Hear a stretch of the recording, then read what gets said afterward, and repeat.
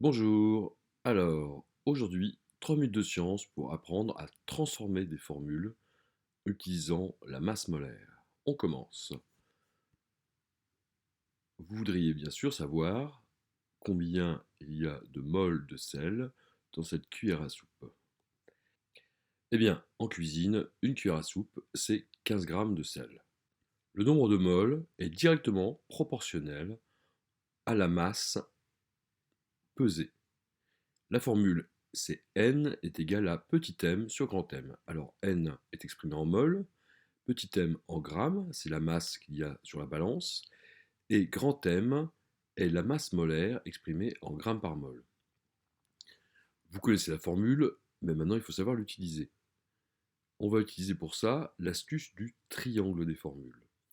Vous voyez ici que si on veut calculer petit n, eh bien on observe une fraction petit m sur grand M. M est la masse, grand M est la masse molaire.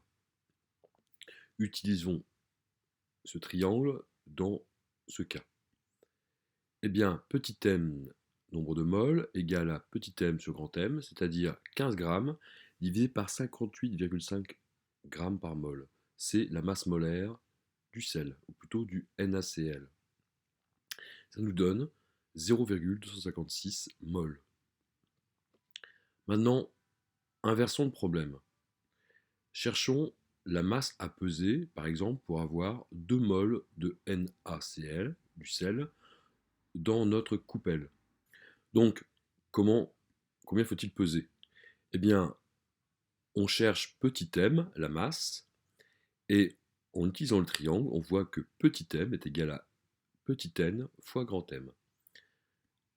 Petit m, la masse, égale le nombre de moles fois la masse molaire. Ici, on voudrait avoir 2 moles, et la masse molaire est toujours de 58,5 grammes. Le résultat fait 117 grammes. Ça veut tout simplement dire que sur la balance, je dois peser 117 grammes. Voilà, j'espère que vous avez compris comment utiliser simplement les formules utilisant la masse molaire. À bientôt et merci d'avoir suivi.